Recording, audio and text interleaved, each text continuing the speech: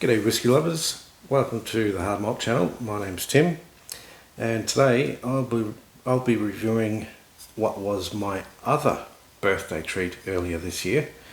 If you want to see the first treat that's in the previous video, the Deanston 20-year-old, today this one was my other birthday treat in April this year, and this one is an independent bottling. The independent bottler is called Atom. They bottle on behalf of and for Master of Malt, which is a online retailer in the UK. They do ship worldwide. However, I was actually able to pick this one up through one of the Australian online retailers. They managed to get their hands on a few bottles. This is it's called Seaweed and Aeons and Digging and Fire and Cask Strength, 18-year-old. So this is, we know it to be bottled at cask strength. ABV is 54.8%, so it's still a very approachable for a cask strength. 18 years old age statement. It says on the back non-chill filtered. It would be even better if they actually put no natural colour as well. I'll have to give them the benefit of the doubt perhaps. Now it says this is a batch 4. It's, what have we got? Bottles 73 of 400 bottles, and it's a peated Highland. That's the only information we get. There's no fanfare. Very simple label. It's there in black and white, quite literally. So let's see what we've got. Yep, it's definitely peated. It's peated and it's sherry matured as well. And I can tell that not just from the colour, but from the notes I'm getting some of that peat smoke. I'm getting some chocolate. That's so typical of, especially in Oloroso sherry cask. There's some dark fruits in there.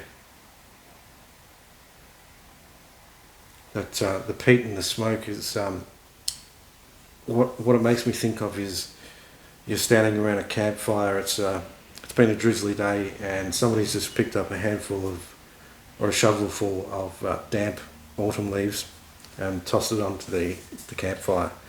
That is exactly the note that I'm getting.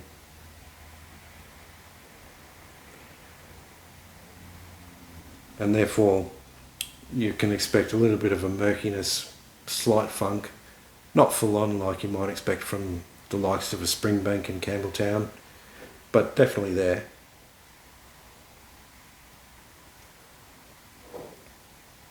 Go for a sip.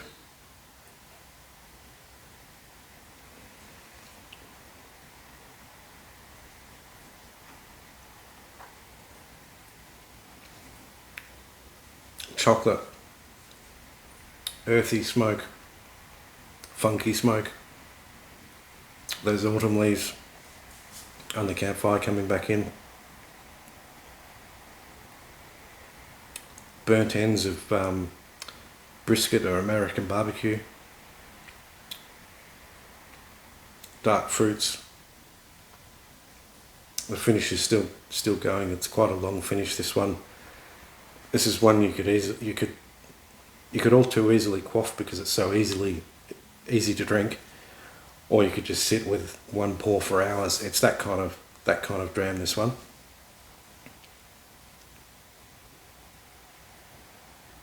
It's such a potent flavour. That smoke, that slight funk, chocolate. Again, I got smoke, chocolate, dark fruits, and murkiness. And there's some definite sort of iodine character, not huge like a Lefroy, but there's definitely a bit there, bit briny. So I guess that's where you're getting the seaweed from. Yeah, Aeons and diggings and fire. I mean, that's all about that campfire or bonfire that you've just chucked those damp leaves onto.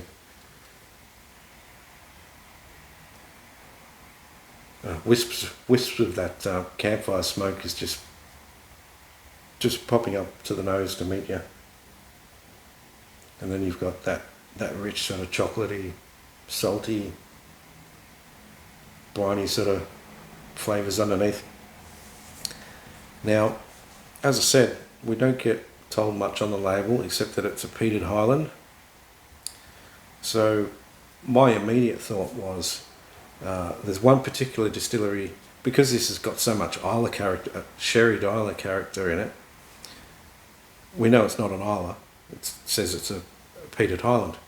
There's one distillery that I can think of that always makes me think distinctly of Islay whiskies, yet it's in the Highlands on an island, and that would be Tobermory Distillery, but in particular their Lacheg whisky, which is their heavily peated brand. That's what this reminds me of. However, I've been told that batch 1, this is batch 4 I've got here, I've been told that batch 1, which was also a peated Highland, 18 years old, cask strength, is alleged to be from Knockdhu Distillery. So that person is of the inkling that perhaps this one would be Knockdhu still.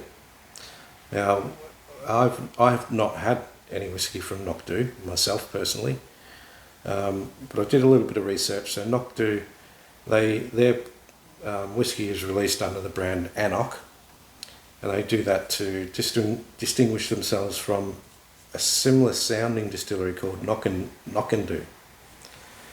So let's not confuse it with Knockdhu.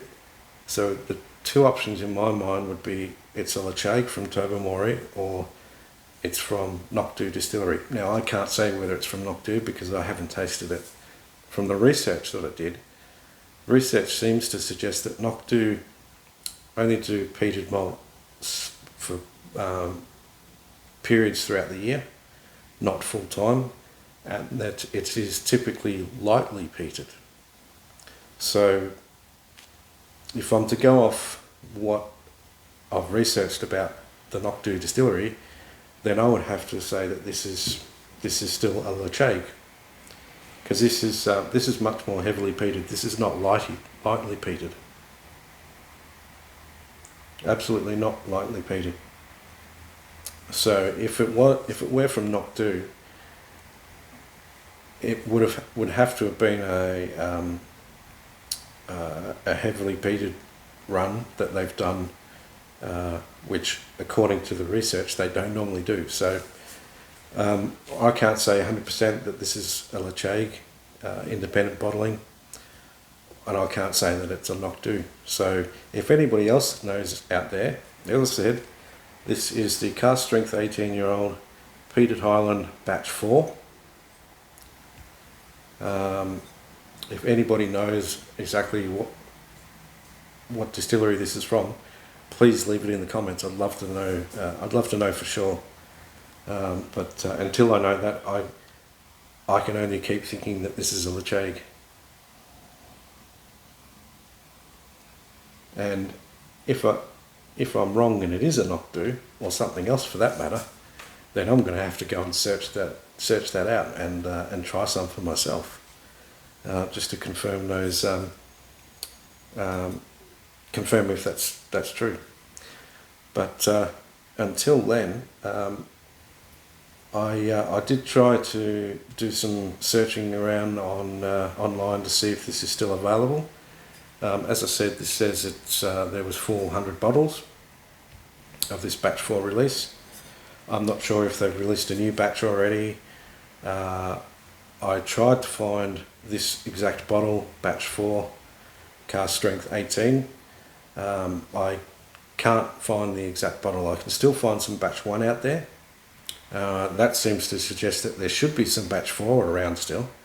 So again, if anybody knows of any retailers or whisky shops that you can still get this batch 4, if people like the sound of it, please let us know in the comments so we can share that, and everybody that wants to get their hands on it, if it's still available, and can hunt it down and grab some.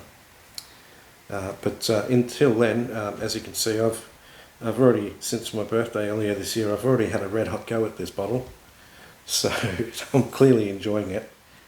But I'm going to have to try and savour a little bit at least until I find out if there's a new batch coming, or if I can perhaps get another bottle of this, because this was pretty fairly priced for an 18-year-old cask strength too. I typically live by the rule that once you get past 10 years old in a whisky, in Australian money, Australian dollars, if I'm paying roughly or thereabouts $10 per year in the cask. So for example, if this is an 18-year-old, if I can get that for $180, I'm pretty happy. At cask strength, I'd be even happier. You know what? I picked this up for less than 180 Australian dollars. So for me, that's an absolute bargain. Yes, that was with a member discount from where I bought it from, but still, it's excellent value stuff. So yeah, if you can find some, get your hands on it. Just grab it. Don't even hesitate. Delicious stuff. Well, folks, there you have it. Until the next one. Happy hunting. Enjoy your drams. Slán